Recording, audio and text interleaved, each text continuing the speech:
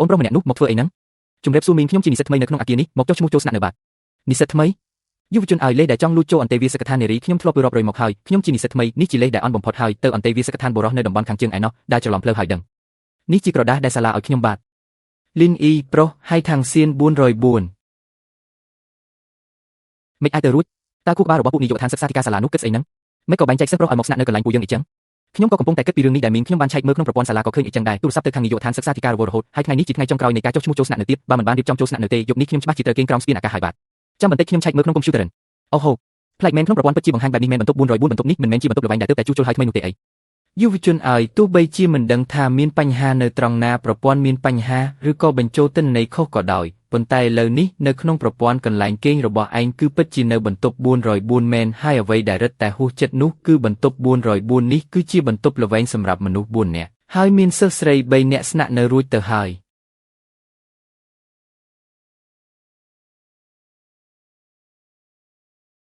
ចុះមីងអាចបដូរបន្ទប់ផ្សេងឲ្យខ្ញុំបានទេបាទ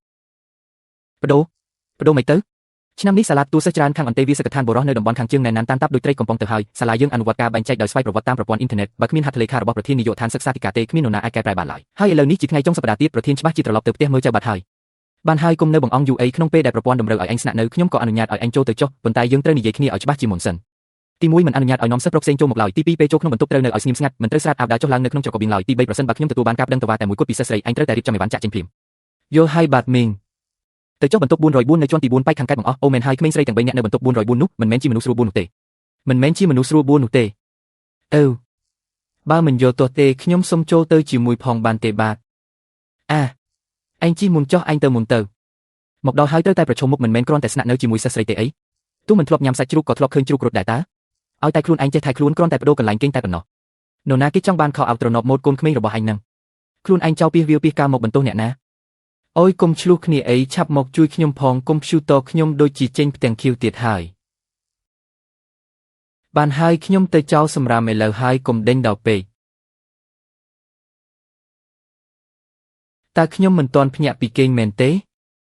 តើអន្តេវាសិកដ្ឋាននារីមានសេវាកម្មបែបនេះតាំងពីពេលណាដឹកជញ្ជូនអាហារហើយថែមទាំងមានប្រុសស្អាតទៀតមិត្តរួមថ្នាក់ខ្ញុំមិនមែនជាអ្នកដឹកជញ្ជូនអាហារទេខ្ញុំជាមិត្តរួមបន្ទប់ថ្មីរបស់ពួកឯងមនុស្សខូចខលជីវិតក្នុងសាកលវិទ្យាល័យរបស់ខ្ញុំដូចជាមិនចង់ផ្ដល់ឱកាសឲ្យខ្ញុំដកដង្ហើមធូរស្រាលសោះឡើយឈួតមែននេះវាពិតជាហួសហេតុពេកហើយកំ pl ែងបំផុតលើលោកតើសាលាអាចរៀបចំឲ្យសិស្សប្រុសម្នាក់មកស្នាក់នៅក្នុងបន្ទប់ពួកយើងបានយ៉ាងម៉េចទៅនេះជាការរំលោភលើសិទ្ធិឯកជនភាពរបស់យើងយ៉ាងធ្ងន់ធ្ងរខ្ញុំត្រូវតែប្តឹងខ្ញុំចង់ជួបនាយកសាលាក្រដាសនោះមានតារបស់នាយកដ្ឋានសិក្សាធិការនិងហត្ថលេខារបស់នាយកសាលាមិនអាចខ្លាំងខ្លាយបានអីចឹងពួកយើងទុកគេសិនទៅចាំនិយាយគ្នាថ្ងៃច័ន្ទទុកគេហ៎ចិនយូស៊ីនអញគិតឲ្យច្បាស់មើលគេជាប្រុសណាអញចង់ឲ្យពួកយើងមិនហ៊ានបិទទ្វារពេលគេងមែនទេប៉ុន្តែអ្នកមីងក៏បាននិយាយដែរថាបើពួកយើងដេញគេចេញពួកយើងត្រូវតែរកបន្ទប់ក្រៅសាលាឲ្យគេឬទុកឲ្យគេគេងតាមផ្លូវនិយាយតាមត្រង់បើមានជំរឿខ្ញុំក៏មិនចង់នៅទីនេះដែលមិត្តរួមបន្ទប់ទាំង3នាក់នេះមើលទៅមានចរិតមិនសូវល្អទេទៅថ្ងៃមុខច្បាស់ជាពិបាកហើយយកយ៉ាងនេះចុះមិត្តភក្តិលីនមែនទេដោយសារនេះជាការរៀបចំរបស់សាលាការដេញអ្នកចេញពិតជាអមនុស្សធម៌ពេកហើយឥឡូវមេឃក៏ងឹតហើយដែរបងស្រីលីអស់ចាណាបងស្រីលីអស់ចាណាចង់នៅទីនេះក៏បានតែត្រូវតែមានកិច្ចសន្យា3ប្រការអ្នកអាចគេងបានតែក្នុងបន្ទប់ដែលឆ្ងាយពីពួកយើងបំផុតប៉ុណ្ណោះគ្មានបញ្ហាទេឲ្យតែមានក្រែមួយទៅបានហើយក៏មានការកម្រិតដែនកំណត់នៃការដើរហើរដែលបន្ទប់របស់ពួកយើងទោះបីជាបើកទ្វារក៏ដោយក៏អ្នកមិនត្រូវបានអនុញ្ញាតឲ្យឈានជើងចូលសំបីតែមួយជំហានដែរចុះបន្ទប់ទឹកវិញយ៉ាងម៉េចដែរខ្ញុំប្រើតែបន្ទប់ទឹកតូចនោះបានហើយខ្ញុំធានាថាមិនចូលបន្ទប់ទឹកធំរបស់ពួកអ្នកហើយក៏មិនប្រើម៉ាស៊ីនបោកខោអាវរបស់ពួកអ្នកដែរចាត់ទុកថាអ្នកដឹងខ្លួនហើយចំណុចសំខាន់បំផុតគឺនៅក្នុងអន្តេវាសិកដ្ឋានត្រូវតែស្លៀកពាក់ឲ្យបានសមរម្យមិនត្រូវស្រាតខោអាវនិងមិនត្រូវស្លៀកខោខ្លីធូរដើរចុះឡើងនោះទេជាធម្មតាខ្ញុំក៏មិនធ្វើបែបនឹងដែរតើអ្នកណាទៅដឹងថាអាកំបាំងអ្នកជាមនុស្សបែបណាបើខ្ញុំឃើញអ្វីដែលមិនគួរឃើញទោះបីជាមិនចិត្តណាក៏ដោយក៏ខ្ញុំនឹងប្រវែងអ្នកចេញដែរយល់ស្របហើយក៏មិនឲ្យប៉ះតុក្កតារបស់ខ្ញុំនិងម៉ាស៊ីនហ្គេមរបស់ខ្ញុំដែរហើយខ្ញុំដែរដោយសារអ្នកបានចូលមកនៅហើយការសម្អាតក៏ត្រូវតែជួយខ្លះដែរដូចជាការចោលសម្រាមនិងការដូរទឹកជាដើមគ្មានបញ្ហាទេទុកលើខ្ញុំចុះបានហើយឃើញមុខគេគួរឲ្យធន់ណាស់ប្រញាប់យកវ៉ាលីរបស់អ្នកហើយចូលបន្ទប់ទៅគុំមកដើរកាត់មុខខ្ញុំទៀតឈប់សិនដោយសារអ្នកថាការងារធ្ងន់ទុកលើអ្នកអញ្ចឹងជួយឲ្យកញ្ចប់អីវ៉ាន់ទាំងនេះឲ្យពួកយើងសិនទៅទាំងនេះជារបស់ប្រើប្រាស់ប្រចាំថ្ងៃរបស់ពួកយើងហើយរបស់ផ្ទាល់ខ្លួនហាមលួចមើលដាច់ខាតនេះមិនមែនជាការមានមិត្តរួមបន្ទប់ម្នាក់ទៀតទេនេះច្បាស់ជាមានអ្នកបម្រើឥតគិតថ្លៃម្នាក់ទៀតហើយបាទខ្ញុំនឹងធ្វើភ្លាមបងស្រីវ៉ាន់តាមពិតមានប្រុសម្នាក់នៅជាមួយក៏ល្អដែរយ៉ាងហោចណាស់ធុងទឹកដ៏ធ្ងន់នោះមានអ្នកបដូរឲ្យហើយមិនបាច់រំខានរៀមច្បងបន្ទប់ក្បែរខាងរាល់ដងឡើយប្រហែលជាអីចឹងហើយប៉ុន្តែសង្ឃឹមថាគេអាចទ្រាំទ្រនឹងការហ្វឹកហាត់យោធាថ្ងៃស្អែកបានចុះត្រូវដឹងថាម៉ងលូនៅមិនទាន់បោះបង់គំនិតដេញគេចេញនៅឡើយទេអូលីនអ៊ីត្រឡប់មកវិញហើយហ៎ចៅសម្រាមរួចហើយមែនទេចៅរួចហើយពួកបងញ៉ាំអាហារពេលល្ងាចតែប៉ុណ្្នឹងទេមែនទេចុះបើមិនអីចឹងឲ្យញ៉ាំអីថ្ងៃនេះជាថ្ងៃចុះឈ្មោះអាហារដ្ឋានមនុស្សច្រើនក៏ដូចបនទានចំណែកឯសេវាដឹកជញ្ជូនត្រូវរងចាំ2ម៉ោងឯណោះនេះជាអាហារក្រៀមក្រំដែលពួកយើងពិបាកនឹងដណ្ដើមបានណា សំខាន់គឺហត់ខ្លាំងពេកមិនចង់ធ្វើចលនាអ្វីសោះមិត្តភក្តិលីនបើអ្នកឃ្លានក្នុងទូនៅមានមីកំប៉ុងរសជាតិសាច់គោមួយទៀតអ្នកអាចឆុងខ្លួនឯងបានបើសិនជាពួកបងមិនប្រកាន់ទេខ្ញុំអាចធ្វើម្ហូបឲ្យញ៉ាំបានអ្នកចេះធ្វើម្ហូបដែរហើយប្រហែលជាគ្រាន់តែឆុងមីហើយថែមសាច់ក្រកទេដឹងអានឹងខ្ញុំក៏ចេះធ្វើដែរមិនបាច់ពឹងអ្នកទេគួរតែល្អជាងនឹងបន្តិចបន្តួចខ្ញុំឃើញមានអង្ករមានពងមាន់និងសាច់ក្រកធ្វើបាយឆាពងមាន់គ្មានបញ្ហាទេខ្ញុំឃើញពួកបងញ៉ាំមីយប់ឡើងច្បាស់ជាឃ្លានមិនខានខ្ញុំចង់ញ៉ាំខ្ញុំញ៉ាំមីឡើងចង់ក្អួតហើយខ្ញុំចង់ញ៉ាំបាយមើលទៅដូចជាអាជីពណាស់តើឈ្ងុយណាស់រកគ្រឿងធ្វើស៊ុបមិនឃើញទេអីចឹងញ៉ាំតែបាយឆាស្ងួតនេះសិនទៅអីចឹងខ្ញុំមិនគួរសមទេណាហឹមឆ្ងាញ់ណាស់ឆ្ងាញ់ខ្លាំងណាស់ពិតជាឆ្ងាញ់ណាស់គ្រាប់បាយនីមួយដាច់ពីគ្នាល្អហើយក្លិនឈ្ងុយរបស់សាច់ក្រកក៏ចូលជាតិល្អដែរមិត្តភក្តិលីនមិននឹកស្មានថាអ្នកមានស្នាដៃបែបនេះសោះធម្មតាទេបងគឺលេខ3លើពិភពលោកអ្នកនាងធំមិនសាក់បន្តិចទេហែក្នុងនេះមិនបានដាក់ជីវ៉ាន់ស៊ុយហើយក៏មិនបានដាក់ខ្ទឹមបារាំងខ្ញីឬខ្ទឹមស្ដែលអ្នកមិនញ៉ាំនោះដែរខ្ញុំគ្រាន់តែមិនចង់ខ្ជះខ្ជាយអាហារប៉ុណ្ណោះអាម្នាក់នេះបែរជាកត់សម្គាល់រឿងលម្អិតបែបនេះទៅវិញយល់ឃើញថាស្នាដៃធ្វើម្ហូបរបស់អ្នកល្មមប្រើការបានយប់នេះពួកយើងមិនដេញអ្នកឲ្យទៅគេងនៅវេរ៉ង់ដាទេដើមឡើយក៏មិនបាននិយាយថាឲ្យខ្ញុំគេងនៅវេរ៉ង់ដាដែរតើដោយសារបានញ៉ាំបាយរបស់អ្នកហើយចឹងចានថ្ងៃនេះទុកឲ្យខ្ញុំលាងទៅមិនបាច់ទេបងស្រីទុកចាននឹងចុះទុកឲ្យខ្ញុំវិញខ្ញុំលាងចានដើម្បីសុំទោសហើយឆ្លៀតរំលាយអាហារផងលេងយាយអ្នកសម្រាប់ទៅគឺវិញយាយទោះបីជាអាហារថ្ងៃនេះរីករាយខ្លាំងក៏ដោយប៉ុន្តែពាក្យពិបាកស្ដាប់មួយចំនួនត្រូវតែនិយាយគ្នាមុនចំពោះព័ត៌មានលម្អិតនៃកិច្ចព្រមព្រៀងទាំង3ម៉េងលេងនិយាយទូទៅពេកយើងត្រូវសរសេរវាលើក្រដាសដើម្បីកុំឲ្យមានការប្រកែកគ្នានិយាយមកទី1គឺរឿងឯកជនភាពពេលងូទឹកនិងប្រូសម្លៀកបំពាក់ត្រូវតែព្យួរផ្លាកសញ្ញានៅមាត់ទ្វារពេលធ្វើសកម្មភាពនៅក្នុងអន្តេវាសិកដ្ឋានត្រូវតែប្រាកដថាគ្មាននរណាម្នាក់នៅក្នុងបន្ទប់ទទួលភ្ញៀវដែលមិនងាយស្រួលទេយល់ហើយទី2គឺរឿងនាំមនុស្សមកហាមនាំសិស្សស្រីមកគេងយប់នៅទីនេះបើនាំសិស្សប្រុសមកលេងហ្គេមត្រូវតែសុំការអនុញ្ញាតជាមុនហើយពួកយើងត្រូវតែនៅទីនេះនឹងយល់ព្រមគ្មានបញ្ហាទេទី3គឺរឿងការងារផ្ទះដោយសារតែអ្នកបានបង្ហាញពីជំនាញធ្វើម្ហូបដ៏អស្ចារ្យបើអ្នកស្ម័គ្រចិត្តធ្វើអាហារពេលល្ងាចយ៉ាងហោចណាស់3ដងក្នុងមួយសប្តាហ៍ពួកយើងនឹងចេញថ្លៃគ្រឿងផ្សំឲ្យព្រមព្រៀងមួយសប្តាហ៍5ដងក៏គ្មានបញ្ហាដែរខ្ញុំទៅងូតទឹកហើយអ្នកត្រឡប់ទៅបន្ទប់វិញទៅបិទទ្វារពាក់កាសហាមលួចស្ដាប់ឲ្យសោះនរណាចង់លួចស្ដាប់រឿងនឹងខ្ញុំមិនមែនជាមនុស្សខូចខ្លាំងណាស្គាល់មុខមិនស្គាល់ចិត្តខ្ញុំក៏ត្រូវទៅបិទម៉ាស់មុខដែរបន្ទាប់ពីម៉ោង11យប់ហាមលោឡាខ្លាំងសម្រាប់ឲ្យបានលឿនទៅមិត្តលេងយាយស្វាគមន៍មកកាន់បន្ទប់404កិច្ចសន្យាលោកខ្លួននេះមើលទៅហាក់ដូចជាមិនខាតប៉ុន្មានទេសម្លាញ់គឺថាអញបានចូលទៅរស់នៅក្នុងបន្ទប់404ដែលជាកន្លែងប្រមូលផ្ដុំស្រីស្អាតដ៏ល្បីល្បាញនៅអគារលេខ3មែនទេស្អែកនេះពេលជួបជុំវឹកហាត់យោធាជួយយករូបថតមានហាត់លេខាមកឲ្យពួកយើងបានទេឬក៏របស់ផ្ទាល់ខ្លួនខ្លះក៏បានដែរមើលទៅការវឹកហាត់យោធាថ្ងៃស្អែកគឺជាសមរភូមិពិតប្រាកដហើយអាហាចុះលេខាពីកម្ដៅថ្ងៃរបស់ខ្ញុំនៅណាមកហើយសក់ក្បាលរញ៉េញ៉ៃណាស់មានអ្នកណាមានស្ព្រីបាញ់មុខឲ្យជាប់ម្សៅទេខ្ចីបន្តិចមកអារុនសុស្ដីគ្មានពេលធ្វើម្ហូបទេម្នាក់មួយចានបបរទ្របពុះទៅការវឹកហាត់យោធាទាំងពុះទេនេះនឹងធ្វើឲ្យចុះជាតិស្ករក្នុងឈាមណាស់លេងយាយតាអ្នកជីទេវតាមែនទេក្តៅណាស់ញ៉ាំឲ្យលឿនទៅនៅសល់10នាទីទៀតជួបជុំគ្នាហើយខ្ញុំទៅមុនហើយទៅចាំនៅខាងក្រោមឆ្លៀតរកកន្លែងទុកឲ្យផ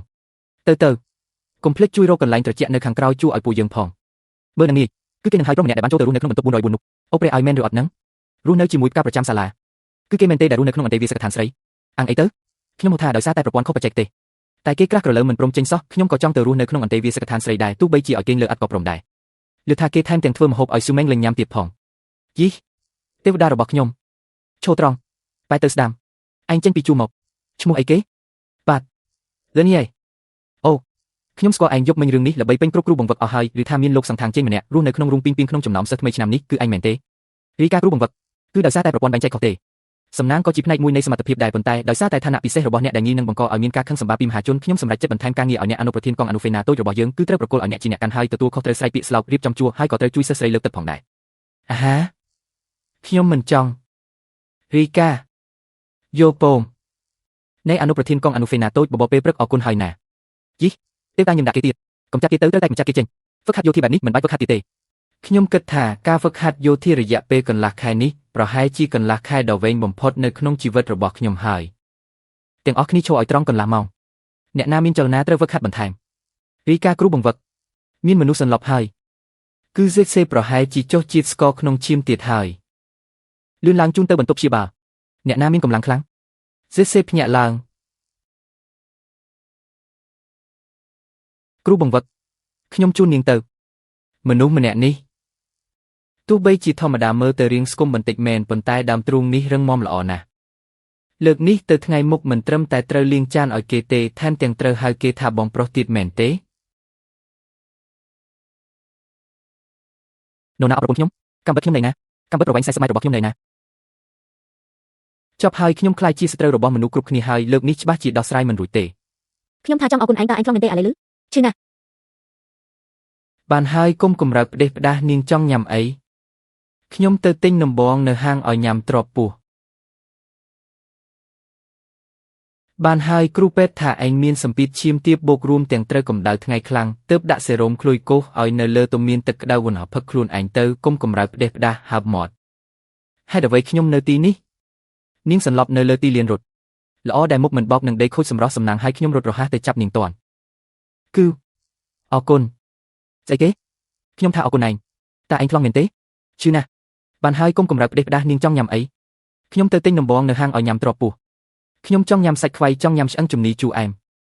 យល់សប្តិល្អណាស់គ្រូពេទ្យផ្ដាំថាថ្ងៃនេះត្រូវញ៉ាំអាហារស្រាលខ្ញុំទៅទិញបបរសអីម៉ាប់ឲ្យនាងចោះបងវ៉ាន់មេងលីខ្ញុំស្មានតែខ្ញុំងាប់បាត់ទៅហើយឈប់និយាយលេងសើចទៅធ្វើឲ្យពួកយើងភ័យស្ទើរងាប់ទើបតែរំសាយជូរភ្លាមពួកយើងក៏ប្រញាប់មកផ្លែតសំណាងហើយដែលលីនអ៊ីជូនអញមកតាន់ពេលលីនអ៊ីថ្ងៃនេះពឹងផ្អែកលើអញហើយការលើកបីដូចព្រះនាងអំបញ្ញមិញពិតជាសង្ហាខ្លាំងណាស់គ្រាន់តែជួយសម្រួលប៉ុណ្ណោះពិតជាសម្រួលមែនទែនម្នាក់ក្នុងសាលាឃើញទាំងអស់លីនអ៊ីឥឡូវនេះឯងបានឡើងដល់លេខ1ក្នុងបញ្ជីស្វែងរកក្តៅគុកនៃវេទិកាសាលាហើយតើនេះជារឿងអីទៅវិញសមត្ថភាពស្រមើស្រមៃរបស់អ្នកលេងអ៊ីនធឺណិតជំនាន់នេះពិតជាខ្លាំងពេកហើយទោះជាយ៉ាងណាក៏ដោយរឿងអាស្រូវបានលេចយូរទៅហើយនេះឲ្យឯងឲ្យខ្ញុំមែនទេតើនេះជាអ្វីតែខ្ញីស្ករក្រហមនេះម៉ាក់ខ្ញុំបង្ខំឲ្យយកមកខ្ញុំមិនចូលចិត្តផឹកទេល្មមឲ្យឯងតែម្ដងទៅកុំឲ្យនរណាម្នាក់និយាយថាមិត្តរួមបន្ទប់គ្មានទឹកចិត្តអរគុណមេងលីឯងល្អបំផុតហើយត្រូវហើយកម្មករចាំបម្រើក្នុងពេលដែលពួកយើងមកដល់ហើយទីនេះមិនត្រូវការឯងទៀតទេឯងទៅទិញបាយនៅអាហារដ្ឋានឲ្យពួកយើងទៅខ្ញុំចង់ញ៉ាំសាច់ជ្រូកបំពងជូរអែមដាក់ទឹកខ្មេះតិចស្ករច្រើនខ្ញុំចង់ញ៉ាំឆាសាច់ជ្រូកយូរសៀង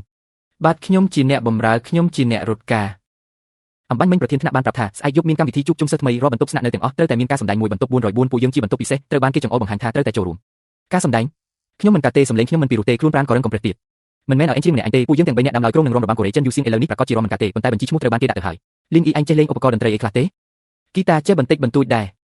អញ្ចឹងបានហើយកែប្រែគម្រោងបន្តិចខ្ញុំនឹងបងវ៉ាន់ច្រៀងរួមគ្នាហើយឯងលេងហ្គីតាអមចុះចិនយូសៀងខ្ញុំអាចអង្គុយនៅចិត្តនោះធ្វើជាតុតានាំសំណាងហើយច្រៀងបានបដិសេធឯងទៅជាបែបនេះហើយនៅចង់ច្រៀងទៀតពិធីជប់លៀងសិស្សថ្មីនៅយប់ស្អែកត្រូវបានកំណត់ថានឹងក្លាយជាថ្ងៃដែលមិនអាចគេងលក់មួយថ្ងៃទៀតហើយលើកនេះបានហើយវាំងនឹងក៏ត្រូវបានបិទចិត្តអស់ហើយចាំបាច់ដល់ថ្នាក់នឹងទេពួកយើងគ្រាន់តែហាត់សមមិនមែនជាចោលឡើយអញដឹងស្អីនេះគេហៅថាការងាររក្សាការសម្ងាត់បើចង់ធ្វើឲ្យអ្នករាល់គ្នាភ្ញាក់ផ្អើលក្នុងពិធីជប់លៀងសិស្សថ្មីនៅយប់ស្អែកត្រូវតែរក្សាភាពអាថ៌កំបាំងតើនេះជាអារម្មណ៍ដែលគេហៅថាផ្កាកុលាបក្រហមនឹងស៊ឺគ្រាន់តែឥទ្ធិពលនៃការមើលឃើញក៏ឈ្នះអស់ពាក់កណ្ដាលទៅហើយជ្រើសរើសបទចម្រៀងបានហើយឬនៅជ្រើសរើសរួចប៉ងសារភាពស្នេហ៍របស់យាយឆៅគឺពិតជាល្បីល្បាញផ្អែមល្ហែមនិងស័ក្តិសមសម្រាប់ច្រៀងរួមគ្នាទោះបីជាវារំជួលចិត្តបន្តិចមែនប៉ុន្តែនៅក្នុងកម្មវិធីបែបនេះវាស្រួលបំផុតក្នុងការបង្កើតបរិយាកាសគ្មានបញ្ហាទេខ្ញុំនឹងលេងភ្លេងផ្ដើមសិនអ្នកទាំងអស់គ្នាស្វែងរកអារម្មណ៍ទៅហានេះមិនមែនបន្តិចបន្តួចទេនេះគឺច្រើនខ្លាំងណាស់កាហ្វេនៅមាត់ទន្លេស៊ីនត្រើយខាងឆ្វេងឈប់មានការអីខ្ញុំច្រៀងខុសទំនុកច្រៀងមែនទេទំនុកមិនខុសទេតែលឿនពេកហើយនេះជាបទប៉ងសារភាពស្នេហ៍មិនមែនប្រញាប់ទៅចាប់ជាតិទេចង្វាក់របស់អ្នកលឿនជាងខ្ញុំកន្លះញាក់ហើយប្រឹងខ្លាំងពេកទៀតអ្នកច្រៀងចេញមកដូចជាមានអារម្មណ៍ថាទោះជាខ្ញុំមិនផឹកកាហ្វេនេះក៏ឯងត្រូវតែបង្ខំចិត្តផឹកវាដែរអញ្ចឹងឯងដឹងអីខ្ញុំគ្រាន់តែនេះមកពីភ័យទេតើភ័យរឿងអីនៅទីនេះមានតែពួកយើង4នាក់ទេធូរអារម្មណ៍បន្តិចទៅកុំលើកស្មាខ្ពស់ពេកអីខ្ញុំនឹងសម្រួលខ្លួនឯងសាកម្ដងទៀតអូនសម្លាញ់ស្រឡាញ់បងចាប់តាំងពីថ្ងៃនោះមកភាពផ្អែមល្ហែមពិតជាងាយស្រួលណាស់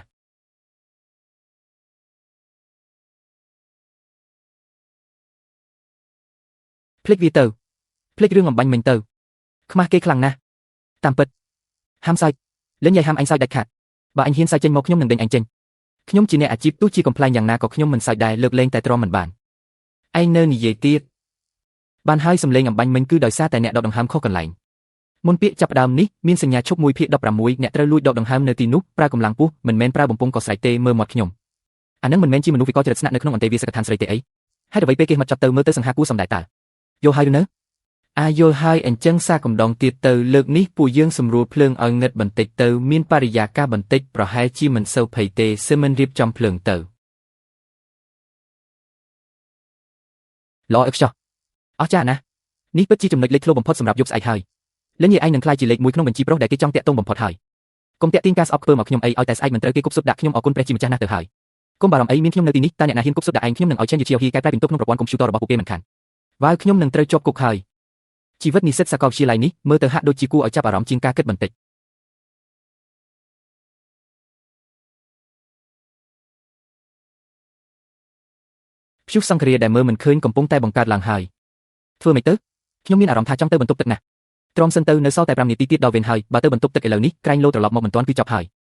ខ្ញុំមានអារម្មណ៍ថានៅខាងក្រៅយ៉ាងហោចណាស់ក៏មានក្រុមអ្នកស្អប់ខ្ពើមមួយក្រុមធំលួចពួនស្ទាក់ដែរចាំតែខ្ញុំឡើងទៅគឺពួកគេគប់សុទ្ធស្អុយដាក់តែម្ដង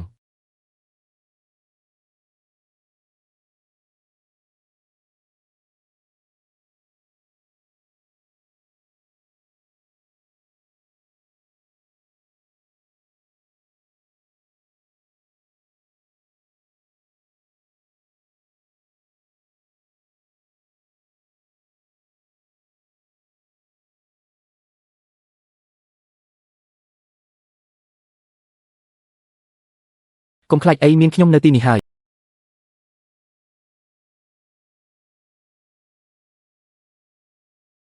នៅមាត់ទន្លេសែនកាហ្វេនៅត្រើយខាងឆ្វេង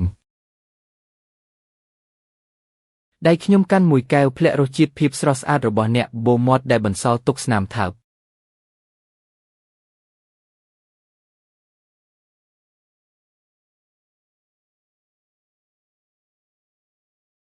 សម្លាញ់ចិត្តឲ្យស្រឡាញ់បងចាប់តាំងពីថ្ងៃនោះមកខណៈពេលនោះស្រាប់តែមានអារម្មណ៍ភ័ន្តច្រឡំថាកំពុងសារភាពស្នេហ៍ពិតមែន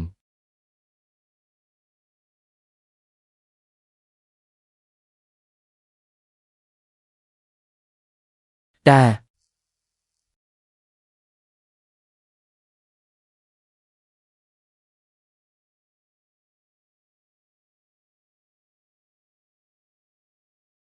ឯងដែលឯងដាក់នៅណាឡើយខ្ញុំកំពុងជួយនាងតាដឹងទេធ្វើគុណបានទោសបើដឹងថានាងជាមនុស្សមិនដឹងគុណបែបនេះឯងទេជាមនុស្សមិនដឹងគុណទាំងគ្រួសារឯងសុទ្ធតែមិនដឹងគុណភ័យស្លាប់ហើយខ្ញុំស្មានតែត្រូវគេគប់របស់របរដាក់មែនទែនទៅហើយមើលទៅក្បាលខ្ញុំនៅរក្សាបានហើយម្យ៉ាងទៀតត្រេកអរផងក្រុម404ល្បីល្បាញត្រឹមមួយយប់ហើយដើម្បីអបអរសាទរយប់នេះខ្ញុំប៉ាវអាហារសម្រន់ទៅញ៉ាំសាច់អាំងយេលីនអ៊ី10000ឆ្នាំសាច់អាំងជួយព្យាបាលចិត្តរាត្រីដ៏ទន់ភ្លន់ស្រមោលខ្នងរបស់យុវជនទាំង4នាក់អូសបន្លាយយ៉ាងវែងនេះប្រហែលជាទម្រង់ដ៏ស្រស់បំព្រងបំផុតនៃយុវវ័យហើយ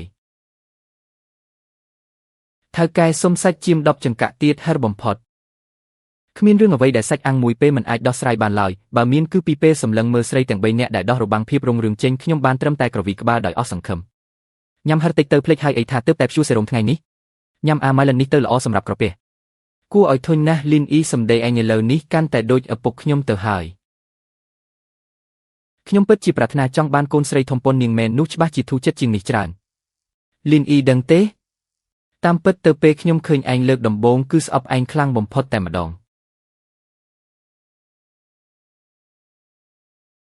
មើលដឹងតើកាលនោះខ្ញុំបារម្ភថាឡើយនាងហើយប៉ូលីសមកចាប់ខ្ញុំទៀតផងមិនមែនដោយសារឯងជាប្រុសទេគឺដោយសារខ្ញុំគិតថាឯងជាមនុស្សប្រភេទដែលអាំងខ្លួនសង្ហាដើរញ៉ែស្រីគ្រប់កន្លែងហា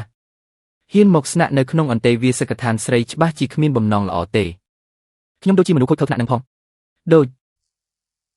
ប៉ុន្តែប៉ុន្មានថ្ងៃដែលរស់នៅជាមួយគ្នាមកនេះខ្ញុំឃើញថាឯងចេះធ្វើម្ហូបចេះមើលថែអ្នកដទៃហើយលេងហ្គីតាក៏ល្មមស្ដាប់បានដែរដូច្នេះកញ្ញាបង្គោលម្នាក់នេះប្រកាសជាឯកតោភីគីថារយៈពេលសាកល្បងរបស់ឯងត្រូវបានកាត់បន្ថយពាក់កណ្ដាលថ្ងៃក្រោយអនុញ្ញាតឲ្យចូលបន្ទប់ខ្ញុំជួយដេញសត្វកន្លះបានសរុបមកខ្ញុំគ្រាន់តែជាម៉ាស៊ីនសម្រាប់កន្លះដ៏គ្មានបេះដូងម្នាក់មែនទេម៉េចមិនចង់ធ្វើមែនទេចង់តើជីកិតយូរណាស់ហើយ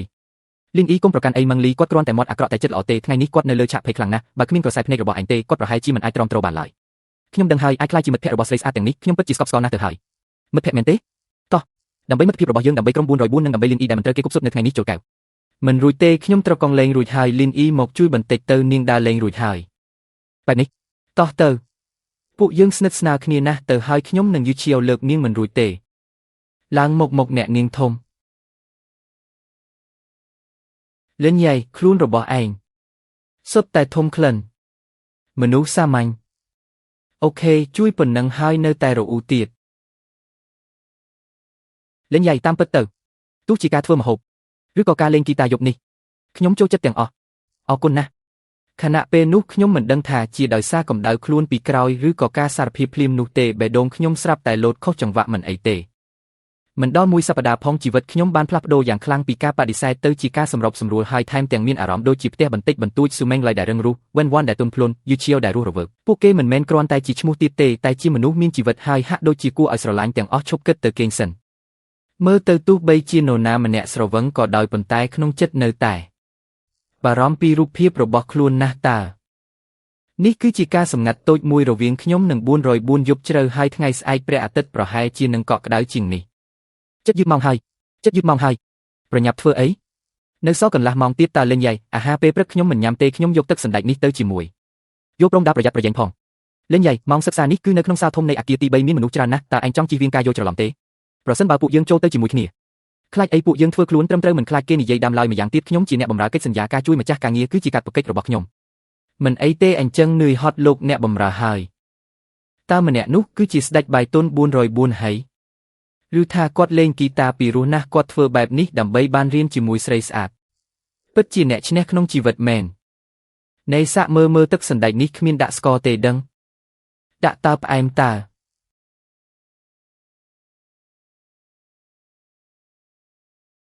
អូអញ្ចឹងប្រហែលជាអណ្ដាតខ្ញុំមានបញ្ហាហើយ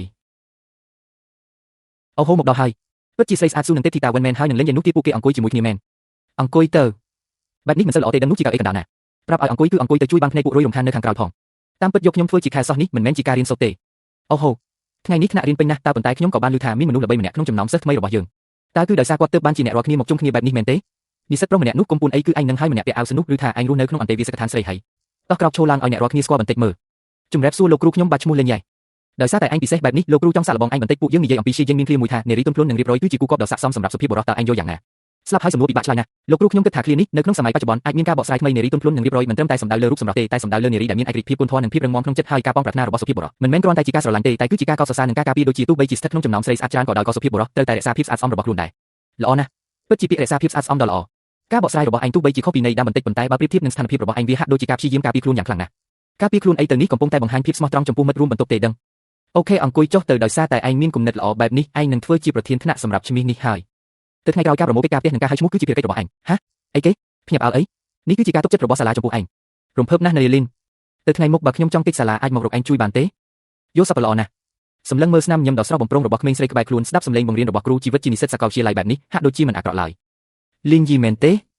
ហ៊ានប៉ះពាល់មនុស្សស្រីដែលយើងស្រឡាញ់ផងចាំមើលទៅយើងនឹងដឹងគ្នាខ្ញុំចង់បានបាយមាន់របស់ហាងជាន់ទី2មិនដាក់ខ្ញីទេថែមឆៃថាវផ្អែមផងខ្ញុំចង់បានម៉ាឡាថាងហឹរតិចដាក់ទឹកខ្មេះច្រើនបន្តិចនៅមានខ្ញុំម្នាក់ទៀតខ្ញុំចង់ញ៉ាំបាយសាច់មាន់ស្រួយបាទយល់ព្រមហើយមេងលីឯងប្រើប្រាស់គេតតែសាំដែរហើយមែនទេកុំឧស្សាហ៍ធ្វើបាបគេពេកនេះគេហៅថាការប្រើប្រាស់ធនធានឲ្យមានប្រសិទ្ធភាពតើអ្នកណាប្រើឲ្យគេមកស្នាក់នៅជាន់ស្រីត្រូវតែប៉ះពាល់ថ្លៃស្នាក់នៅខ្លះហើយមេងលីចៃដនម្លេះឯងក៏មកញ៉ាំបាយនៅទីនេះដែរមិត្តភក្តិចៅទីនេះមានមនុស្សអង្គុយហើយមេងលីខ្ញុំបានកក់កន្លែងនៅជាន់ទី3ហើយម្ហូបអាហារនៅអាហារដ្ឋានដូចជាចំណីជុកចឹងមានអីឆ្ងាញ់ទៅបាយនៅអាហារដ្ឋានក៏ជាអាហារដែរហើយខ្ញុំក៏មិនចូលចិត្តខ្ជិះខ្ជីដែរពិតជាគួរឲ្យខ្ពើមតែខ្ញុំមើលថាម្នាក់ដែលស្នាក់នៅអន្តេវាសិកដ្ឋានជាមួយពួកឯងនោះថ្ងៃនេះនៅតែទិញបាយឲ្យពួកឯងទៀតស្នាក់នៅអន្តេវាសិកដ្ឋានស្រីស៊ីបាយស្រួលថែមទាំងធ្វើជាអ្នករត់ការទៀតឆ្អឹងរបស់គេពិតជាទុនណាស់មែនទេឆ្អឹងទុនឬមិនទុនខ្ញុំមិនដឹងទេតែមាត់របស់មនុស្សមួយចំនួនពិតជាស្អុយណាស់អំបញ្ញមិញនេះអ្នកណាដើរផោមបង្កការបំពុលបរិស្ថាននៅទីនេះអាល្អិតឯងជាអ្នកណាគេចង់ងាប់មែនទេអ្នកណាឆ្លើយតបខ្ញុំជាអ្នកនឹងឯងបើចង់ញ៉ាំបាយទៅតម្រង់ជួរទៅបើមិនចង់ញ៉ាំទេចេញទៅកុំមកបាំងពន្លឺថ្ងៃពួកយើងបងធានយូកុំអន្ទះសារអីប្រយ័ត្នត្រូវគេពីណីណាមិនអីទេខ្ញុំមិនចង់ប្រណាំងប្រជែងជាមួយមនុស្សក្រីក្រដូចជាឯងឡើយនេះលុយ1000យន្តទិញកន្លែងអង្គុយរបស់ឯងចេញទៅញ៉ាំកន្លែងផ្សេងទៅសូមថ្លែងអំណរគុណដល់លោកប្រុសចៅដែលបានបរិច្ចាគសប្បុរសធម៌ដល់កុមារនៅតំបន់ភ្នំក្រីក្រសូមអ្នកទាំងអស់គ្នាទេដែលអបអរសាទរចង្រៃពិតមែនមនុស្សក្រនៅតែក្រដដែលអស្ចារ្យណាស់ពូកែណាស់ការវិបកមួយនេះពិតជាអស្ចារ្យមែនលោកប្រុសចៅពិតជាចិត្តទូលីណាស់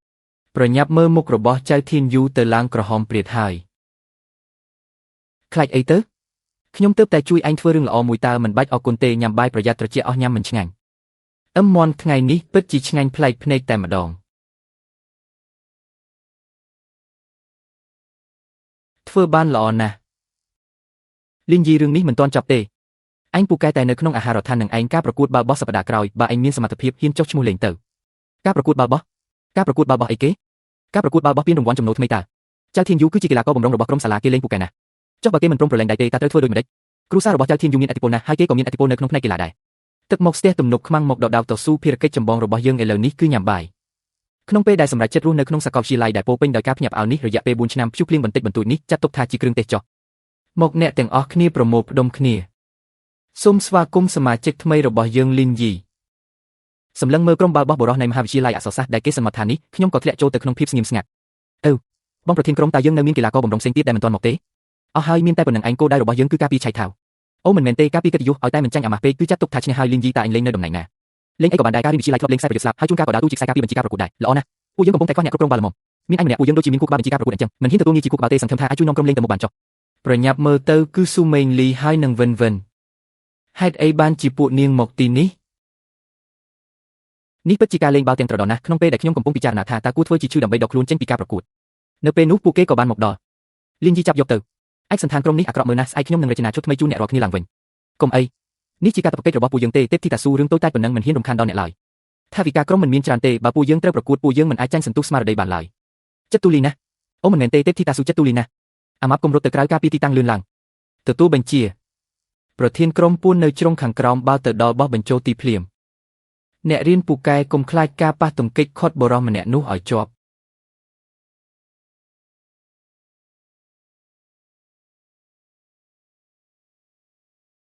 ជាធម្មតាគាត់មើលទៅហាក់បីដូចជាខ្ជិលច្រអូសប៉ុន្តែនៅលើទីលានប្រកួតគាត់ប្រៀបដូចជាអ្នកដឹកនាំដ៏ពិតប្រាកដម្នាក់ដែលពោពេញទៅដោយភាពអង់អាចនិងសមត្ថភាពគ្រប់គ្រងមេងលីឯងមានចាប់អារម្មណ៍ទេថាឯងបានសម្លឹងមើលគាត់អស់រយៈពេល10នាទីហើយឯណាគ្មានទេខ្ញុំកំពុងមើលអាម៉ាប់តាអាម៉ាប់ម្នាក់នោះរត់មើលទៅគួរឲ្យអស់សម្លេចណាស់អូមើលអាម៉ាប់តាចុះហេតុអ្វីបានជាមុខឯងឡើងក្រហមអញ្ចឹងក្តៅពេកហើយអាកាសធាតុចង្រៃនេះ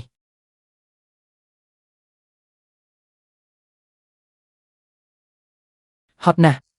នៅសល់ទឹកផឹកទៀតទេកុំមើលហុចអើយ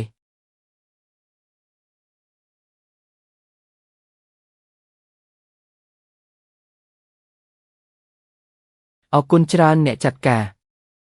នរណាជាអ្នកចាត់ការរបស់ឯងនោះលីនយីឯងចាំមើលចុះថ្ងៃប្រកួតស្វាគមន៍សិស្សថ្មីខ្ញុំនឹងធ្វើឲ្យឯងខ្មាស់គេពេញសាលាព្យុះភ្លៀងហៀបនឹងមកដល់ប៉ុន្តែនៅពេលនេះលីនយីនៅតែលង់លក់ក្នុងពេលវេលាដ៏ស្រស់បំព្រងក្រោមពន្លឺថ្ងៃដ៏កក់ក្ដៅមិនទាន់គេងទៀតទេមិនទាន់ទេគំនូររចនាឯកសណ្ឋានក្រុមបានរួចរាល់ហើយប៉ុន្តែខ្ញុំត្រូវវាស់ទំហំខ្លួនរបស់អ្នកផ្ទាល់ខោអាវទំហំទូទៅទាំងនោះអាក្រក់មើលណាស់ត្រូវតែវាស់កាត់ឲ្យត្រូវខ្លួនឥឡូវនេះគឺឥឡូវនេះហើយរោងចក្រត្រូវធ្វើគំរូនៅព្រឹកស្អែកនេះមកទីនេះឈរឲ្យត្រង់ខ្លួនមកចុះអ្នករចនាម៉ូដដ៏ឆ្នាំស៊ូចិត្តណាស់ចិត្តពេកហើយក្លិនក្រអូបនៃសាប៊ូកក់សក់ដែលទើបតែញូតទឹកក្តៅលីលំនឹងក្លិនខ្លួនរបស់យុវវ័យម្នាក់នេះបានភីចូលច្រមុះរបស់ខ្ញុំផ្ទាល់តែម្ដងដំបងវាស់ទ្រូងសិនអេរីយ៉ាបតនេះប្រៀបដូចជាការអបគ្នាអីចឹងថែមទាំងអាចជើសូចង្វាក់បេះដូងដ៏រឹងមាំរបស់គាត់ទៀតផងចង្វាក់បេះដូងរបស់ខ្ញុំក៏ចាប់ផ្ដើមលោតស្របគ្នាទៅតាមចង្វាក់នេះដែរហើយគឺអ្នកអាចបន្ទាបខ្លួនបន្តិចបានទេខ្ញុំឈោងមិនដល់ឡើយយោពម102ជំហានបន្ទាប់គឺចង្កេះកុំភ័យអីខ្ញុំមិនស៊ីសាច់អ្នកទេគឺដៃរបស់អ្នកត្រជាក់ពេកហើយម្យ៉ាងទៀតអ្នកនាងម្ចាស់កន្លែងនោះវាស្រាវណាស់រួចរាល់ហើយឬនៅប្រយ័ត្នកក់ក្ដៅណាស់រង្វង់ទ្រូងរបស់គាត់ពិតជាកក់ក្ដៅនិងរឹងមាំខ្លាំងណាស់អារម្មណ៍ដ៏ទន់ភ្លន់ដែលហូរចេញពីបាតដៃរបស់ខ្ញុំគឺខ្ញុំគ្រាន់តែចេញមកដងទឹកផឹកទេអ្នកទាំងពីរលេងបន្តចុះទុកដូចជាគ្មានវត្តមានខ្ញុំទៅចុះវ៉ាន់ជេវាមិនមែនជាអ្វីដែលបងគិតនោះទេខ្ញុំគ្រាន់តែវាស់ទំហំខ្លួនឲ្យគាត់ប៉ុណ្ណោះវាស់ទំហំខ្លួនតើខ្ញុំយល់ហើយវាស់ទំហំមែនទេវាស់ផ្ទាល់ខ្លួនប្រកាសជាច្បាស់ជាងខ្ញុំយល់ហើយយុវជនឲ្យប្រយ័ត្នសុខភាពផងថ្ងៃស្អែកត្រូវក្រោកពីព្រលឹមទៅរៀនទៀតណាវិនវ៉ាន់យប់នេះប្រកាសជាមានមនុស្ស2នាក់ប្រែប្រួលខ្លួននៅលើគ្រែពិបាកនឹងគេងលក់ណាស់អារុនសុស្ដីរឿងនោះទំហំខ្ញុំបានផ្ញើទៅរោងចក្ររួចហើយរឿងការពីយប់មិញហាមនិយាយប្រាប់អ្នកណាឲ្យសោះប្រសិនបើខ្ញុំមានសំបីតែបន្តិចអ្នកឯងចាប់ហើយបាទព្រះនាងម្ចាស់តូចកូនឆ្មាតូចដ៏រឹងរូសម្នាក់នេះពេលខឹងឡើងមើលទៅគួរឲ្យស្រឡាញ់ណាស់ចប់ហើយវិនវ៉ាន់តាឯងពិតជាលងស្រឡាញ់អាមនុស្សឈួតធំម្នាក់នោះមែនទេម្នាក់ដែលតែងតែការពារខ្ញុំពេលមានគ្រោះថ្នាក់ហើយស្ពីខ្ញុំទៅផ្ទះពេលស្រវឹងវ៉ាវនំដែលលីនអ៊ីធ្វើថ្ងៃនេះឈ្ងុយណាស់តាឯងជាទេវតាមែនទេគិតស្អីនឹងញ៉ាំនំសិនសំខាន់ជាងប្រកួតដំបូងគឺប៉ះជាមួយមហាវិទ្យាល័យអក្សរសាស្ត្រមនុស្សសាស្ត្រល្អណាស់អាឡូឡើងហេមែនទេការប្រកួតនេះឯងត្រូវលេងឲ្យខ្លាំងដាក់ខាងអក្សរសាស្ត្រជាពិសេសអាម្នាក់ឈ្មោះលីនអ៊ីនឹងមើលថែវាឲ្យបានល្អផងមានគ្រោះថ្នាក់បន្តិចបន្តួចក៏មិនអីដែរថ្លៃព្យាបាលខ្ញុំជាអ្នកចេញគម្រោងការអាក្រក់ប្រឆាំងនឹងលីនអ៊ីកំពុងតែចាប់ផ្ដើមឡើងយ៉ាងស្ងៀមស្ងាត់លីនអ៊ីប្រឹងឡើងបើចាញ់យប់នេះអត់បាយស៊ីទេហ៊ានតែចាញ់ដឹងគ្នាមិនខានអាវកីឡាមួយឈុតនេះក្រណាត់មានខ្យល់ចេញចូលល្អកាត់តម្រូវបានស្អាតពិតជាមិនខុសពីការដែលព្រះនាងម្ចាស់ដ៏រឹងរូសក្រោកពីយប់ដើម្បីធ្វើវាឡើងនោះទេលីនអ៊ីអាម្នាក់នេះប្រហែលជាហាត់បាច់គុណស្បែកដៃហើយមើលទៅកុំទប់ទល់ផ្ទាល់ការពារពីខាងមុខទៅការវាលុកទុកឲ្យខ្ញុំអូនយល់ថាឯងខ្លាំងណាស់មែនទេសម្រាមតូចខ្ញុំជាអ្នកដែលធ្លាប់ដណ្ដើមទិញត្រីនៅផ្សារនិងតាំងជាមួយពួកមីងបានដល់ទៅ300ជុំទៅហើយសម្រាប់ល្បិចចុកខ្វក់គឺខ្ញុំមានសភាពកត់ដឹងជាមុនជានិច្ចគួរឲ្យចាប់អារម្មណ៍ណាស់មើលទៅត្រូវប្រើក្បាច់ពិតប្រាកដហើយការប្រកួតបន្ទាប់មកទៀតពួកគេច្បាស់ជាទទួលបានបញ្ជាទើបព្យាយាមប៉ះទង្គិចរាងកាយយ៉ាងខ្លាំងនិងប្រើល្បិចចុកខ្វក់លើលីនអ៊ី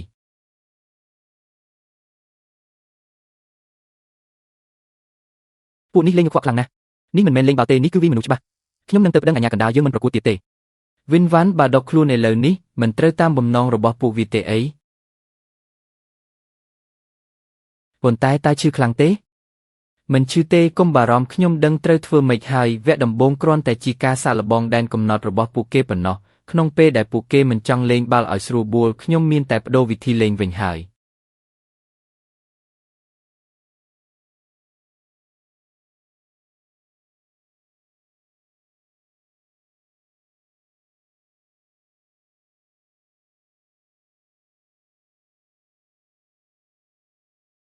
អូនឯងចប់ហើយ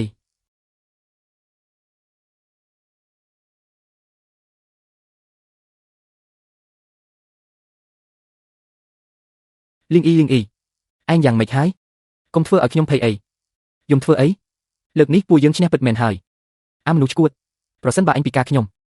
នឹងចិញ្ចឹមឯងពេញមួយជីវិតនេះជាសម្ដីដែលនាងនិយាយខ្លួនឯងទេណាហាំប្រកែកវិញសម្រាមសុទ្ធតែជាសម្រាមទាំងអស់ការប្រកួតនេះអ្វីដែលឈ្នះមិនមែនត្រឹមតែពិន្ទុនោះទេប៉ុន្តែជាបេះដូងរបស់នរណាម្នាក់ទៅវិញទេ